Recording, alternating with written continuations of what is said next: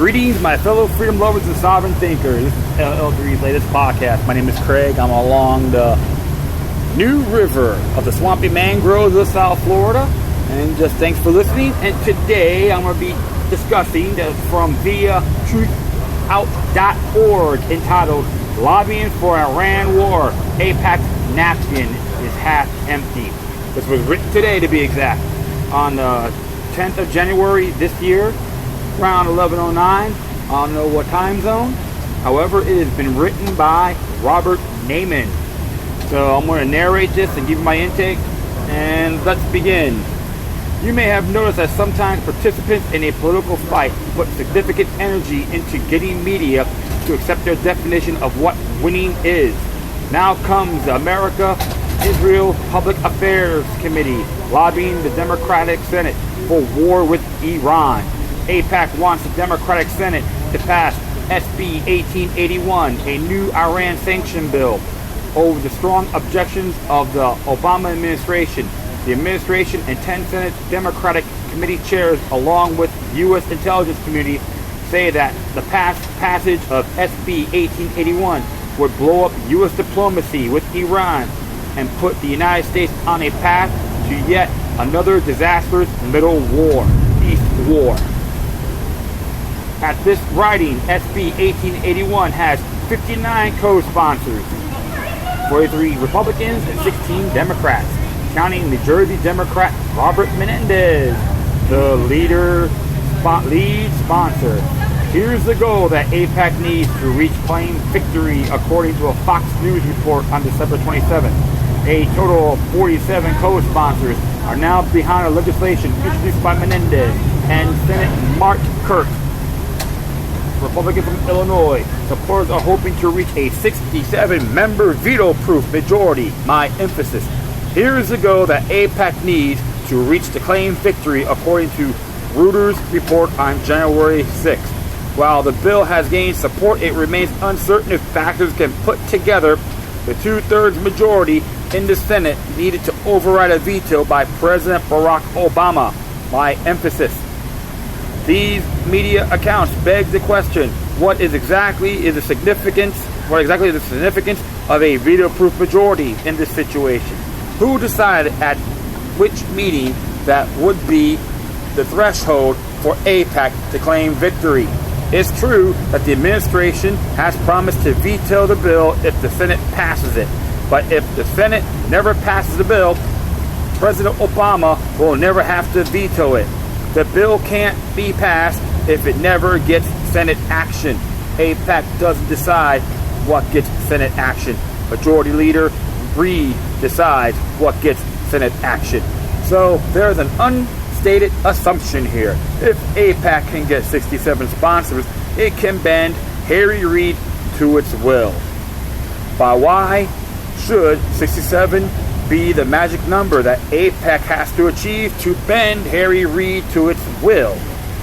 That's not how things generally work in the Republican House. In a Republican House, for a bill to see action, it generally has to satisfy something called the Hester Rule.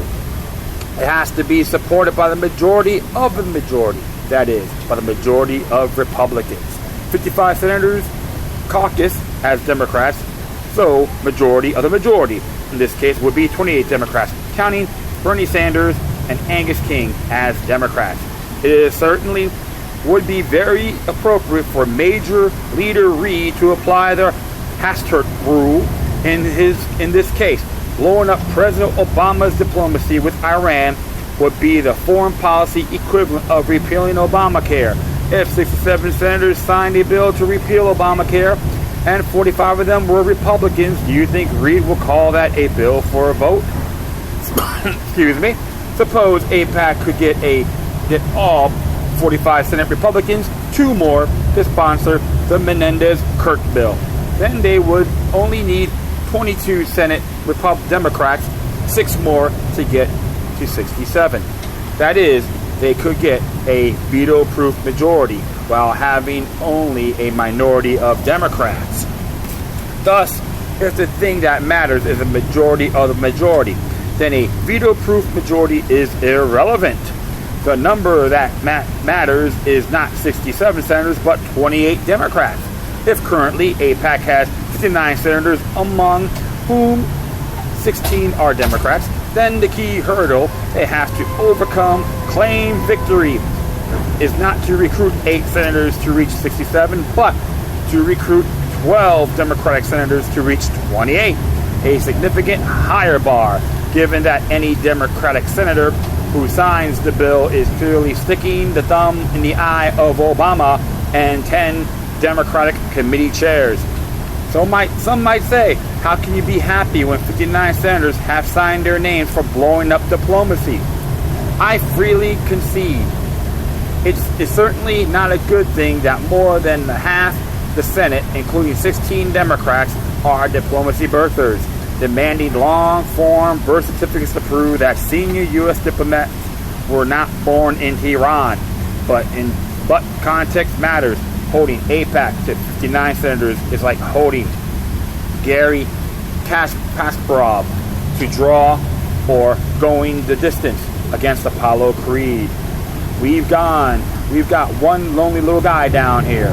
President George H.W. Bush joked in 1991 when he stood alone against AIPAC's lobbying onslaught for U.S. aid to illegal Israeli settlement in the West Bank. These are the people who claim that in 24 hours they can get 70 senators to sign a napkin. It's been 21 days since AIPAC's blow-up diplomacy bill was introduced, but it doesn't have 70 senators on AIPAC's blow-up dictionary napkin yet. It has only 59. This matters because who believe that distance is futile are less likely to resist, and to believe that resistance is futile can become a self-fulfilling prophecy. If AIPAC's war bill never gets Senate consideration, then AIPAC loses and diplomacy wins. Whatever number of senators we need to keep off the AIPAC's war bill to keep Reid from letting it be considered by the Senate, that's the number of senators we need to keep off the bill to defeat AIPAC's push for war. Thanks to the Friends Committee of National Legislation. You can call your senators toll free at 1-855-686-6927 in opposition to AIPAC's blow-up diplomacy napkin. You can quickly report the result of your call here, which is actually all on links, okay? And I will post this on my Spreaker page as soon as possible. And just to let you know, 1 out of 2 senators of the great state of Florida has co-sponsored the bill, which is Senator Marco Rubio. And I left him a nice letter by saying, I boldly recommend you recant your co-sponsorship on SB 1881, which is considered the Iran nuclear-free. Got it right here, right in front of me. Forgive me here, my friends. Senate Bill 1881. The act is called Nuclear Weapon-Free Iran Act of 2013. And what's very interesting on here on this particular bill is to expand sanctions imposed with respect to Iran and to impose additional sanctions with respect to Iran and for other purposes.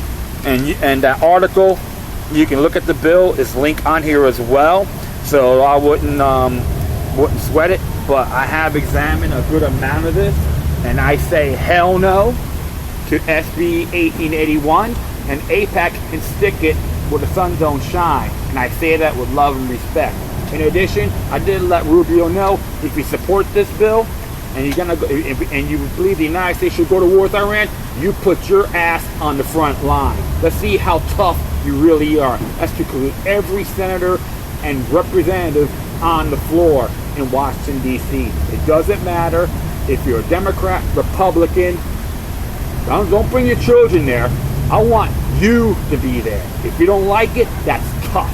Deep down inside, they know I'm right. Because this bill is more into imperialism instead of being a republic. And if they want to chant out, they got to save the world by protecting democracy, that Woodrow Wilson rhetoric is a dud. D-U-D. Plain and simple. All right? That's how I look at it, my friends. And I recommend everyone read Federalist Papers 2 through 5 that was written by John Jay. It talks about foreign nations and entities is dangerous to our free society. Plus, George Washington's farewell address.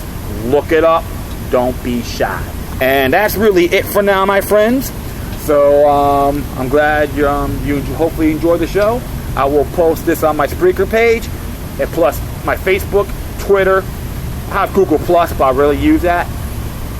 And it should be on YouTube as soon as possible.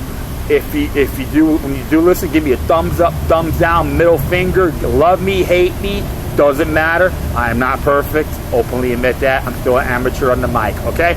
So until then, take care of yourselves, spread the love, and may your guardian spirits be with you.